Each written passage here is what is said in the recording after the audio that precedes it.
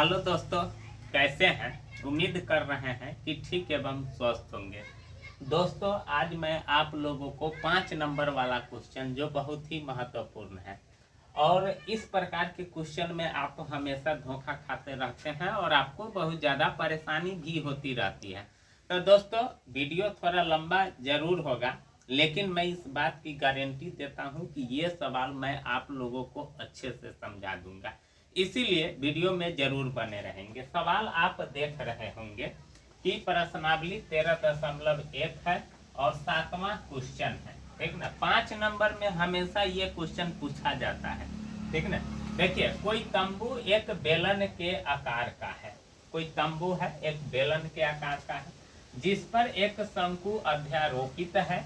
यदि बेलनाकार भाग की ऊंचाई और व्यास क्रमशः इतना और इतना है तो शंकु की तिर्यक ऊंचाई इतना है, तो इस तंबू को बनाने में प्रयुक्त कैनवास का क्षेत्रफल। कैनवास का मतलब होता है दोस्तों उसमें जो कपड़ा लगाया हुआ रहता है ऊपर से, जैसे फौजी वूजी का जो टेंट उंट बनता है तो एक प्रकार का कैनवास रहता है, नहीं, ताकि बारिश की बूंदे जब भी बारिश हो तो पानी आराम से नीचे चला जाए। तो इस प्रकार का डिजाइन उसका बना हुआ रहता है। तो उसमें जो कपड़ा लगा है, यानी उसमें जो कैनवास लगा है, उसका एरिया आपसे पूछ रहा है, ठीक ना। फिर उसके बाद एरिया जो कैनवास का लगा है वो तो पूछ ही रहा है, और फिर उसके बाद आपसे पैसा भी पूछ रहा है कि उस कैनवास को बनाने में कितना खर्च लगा है, उसका दाम बताइए। तो दोस्तों, सवाल को पढ़ने से आपको तो ज्यादा धीरा लग रहा होगा, लेकिन उतना धीरा है नहीं। देखिए, सबसे पहले सवाल को पढ़ करके उसको समझना है कि देखिए, सवाल कह रहा है कि एक तंबू है जो बेलन के आकार का है। जब आप पिक्चर बनाइएगा तो आपको एकदम स्पष्ट समझ में आ जाएगा, ठीक ना।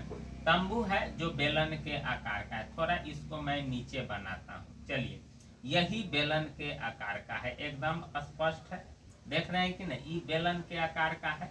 चलिए, बेलन के आकार का है जिसके ऊपर नहीं, जिसके पर एक शंकु अध्यारोपित है। इसके ऊपर एगो शंकु अध्यारोपित है। इस प्रकार का कैनवास होगा पिक्चर में। अब देखिए, इसमें इस पिक्चर को आप गौर से देखिए तो इसमें 2 गो पिक्चर आपको दिखाई पड़ रहा है, एगो बेलन और एगो शंकु। अब बेलन के बेलन की तरह काम करना होगा, शंकु को शंकु की तरह काम करना होगा, ठीक है। सब कुछ सवाल में दिया हुआ है। देखिए, बेलनाकार भाग की ऊंचाई और व्यास क्रमशः का मतलब पहले ऊंचाई तो पहला ऊंचाई और बाद में व्यास तो व्यास। चलिए, वही चीज लिखते हैं। यहाँ लिखते हैं आराम से, बेलनाकार, ठीक ना। बेलनाकार भाग की ऊंचाई, बेलनाकार भाग की ऊंचाई, इसी ऊंचाई को हम लोग क्या कहते हैं दोस्तों? यच कहते हैं। कितना दिया हुआ है? 2.1 मीटर। और उसके बाद व्यास, यानी व्यास दिया हुआ है दोस्तों कितना? 4 मीटर दिया हुआ है। तो जब व्यास आपको मालूम है तो त्रिज्या आसानी से निकल जाएगा, 4/2 यानी 2 मीटर, ठीक है। ऊंचाई भी मालूम हो गया और त्रिज्या जिसको आर कहते हैं वो भी आपको मालूम हो गया। अब उसके बाद देखिए, शंकु की भी तिर्यक ऊंचाई दिया हुआ है। शंकु की तिर्यक ऊंचाई, शंकु की तिर्यक ऊंचाई, तिर्यक ऊंचाई को ही हम लोग क्या कहते हैं दोस्तों? यल कहते हैं। शंकु की भी तिर्यक ऊंचाई यल दिया हुआ है, कितना? 2.8 मीटर। तो इस तंबू को बनाने में प्रयुक्त कैनवास का क्षेत्रफल तो इसमें क्या करेंगे दोस्तों? शंकु का भी हम पृष्ठीय क्षेत्रफल निकालेंगे और बेलन का भी निकालेंगे। तो बात यहाँ है कि वक्र निकालेंगे कि संपूर्ण। जब दोनों आकृति को ठिकाइएगा तो दोनों आकृति में संपूर्ण भी होता है और वक्र भी होता है। तो थोड़ा सोचिए कि कपड़ा जो लगेले होगा तो ऊपर से लेकर के पूरा चारों बगल से और इसके चारों साइड से ढक दिया होगा। तो इसका मतलब है इस शंकु का जो आधार आप देख रहे हैं, ये जो आधार आप देख रहे हैं, ये तो खुला हुआ होगा, इसमें तो कपड़ा नहीं लगा होगा, कपड़ा तो इस चारों साइड लगा होगा। तो इसका मतलब वक्र पृष्ठ का क्षेत्रफल निकलेगा।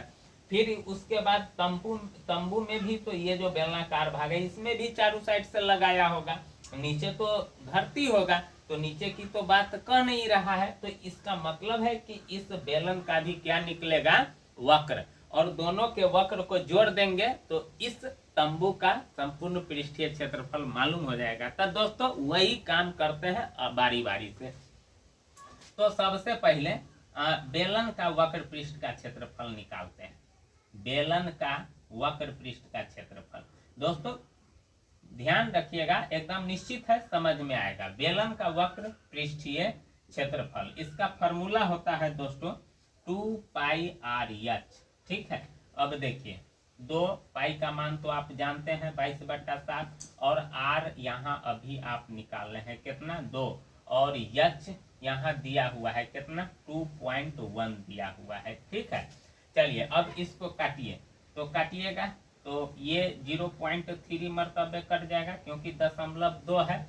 अब देखिए 22 दूना 44 दूना 88, थोड़ा क्षेत्रफल और आयतन में कैलकुलेशन की थोड़ा ध्यान रखना पड़ता है। अगर गुना आपका सही नहीं होगा तो आंसर आपका कहीं से कहीं भाग जाएगा।